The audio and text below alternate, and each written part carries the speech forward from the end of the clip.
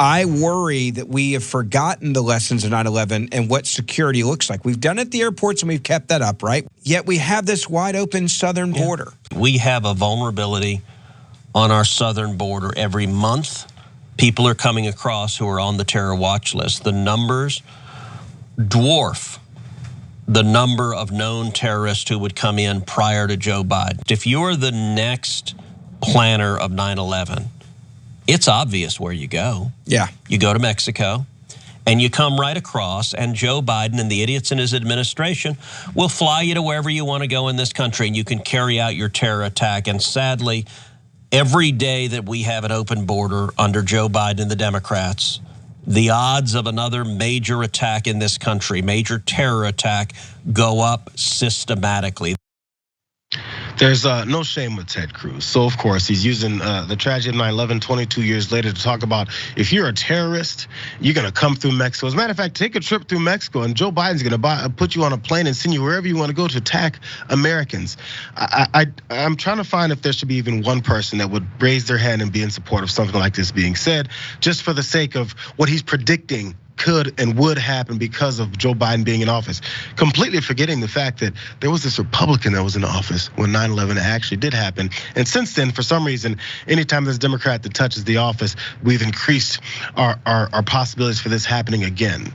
Did it increase when Trump was in office, when you were kissing his ass after he dismantled you throughout the primaries? Yes, he actually did, but those things aren't gonna be said because he's a creature of politics. There's other guys, but specifically Ted Cruz bugged me, man. One more thought on this, Mike.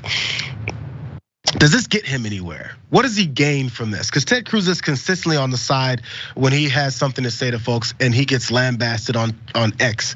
He gets pushback and he gets fact checked on things that he says, but he ends up looking like the bad guy every time. What's the mindset here?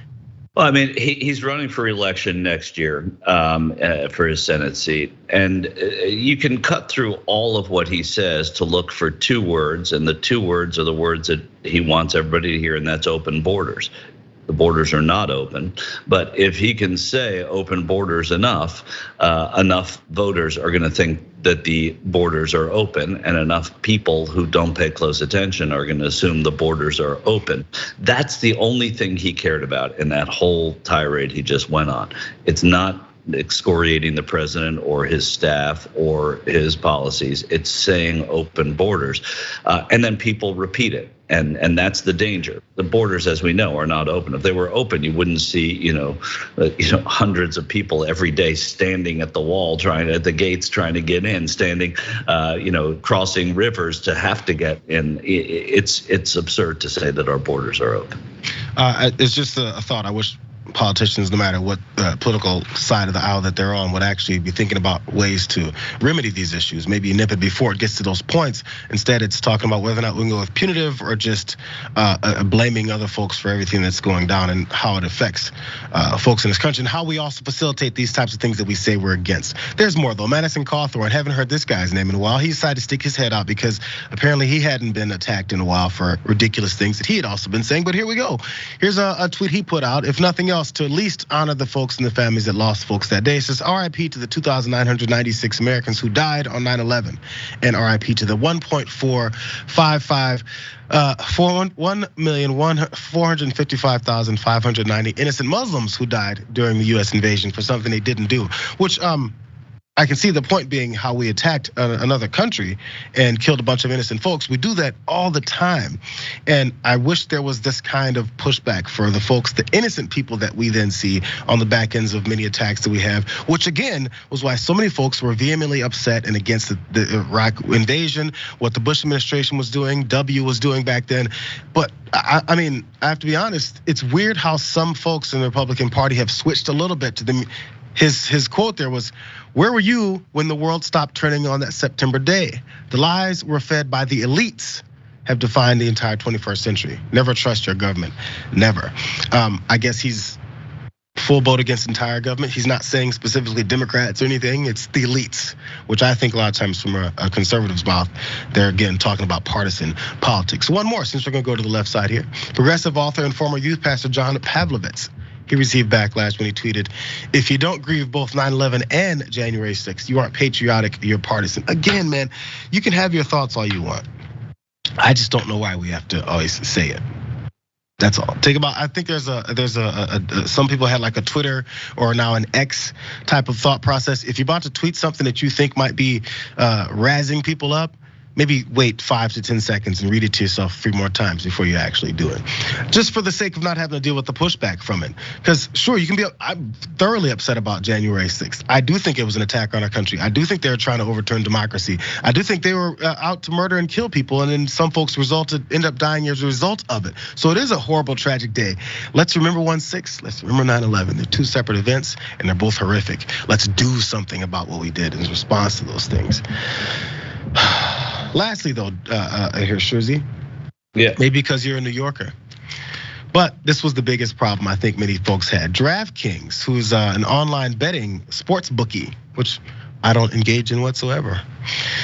What they've posted was, never forget, this was their promo for 9/11. Never forget, bet these New York teams to win tonight on 9/11.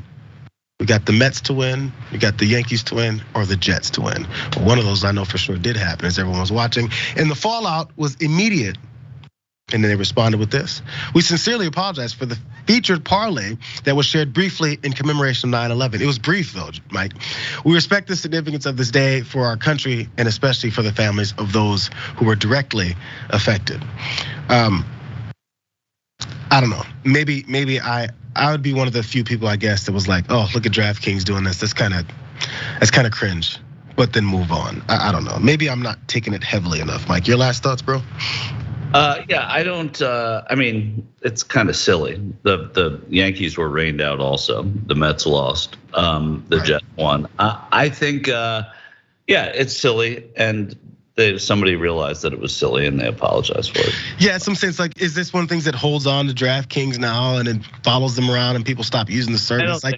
So they realized, I think people, first of all, you're not gonna stop a gambler from gambling.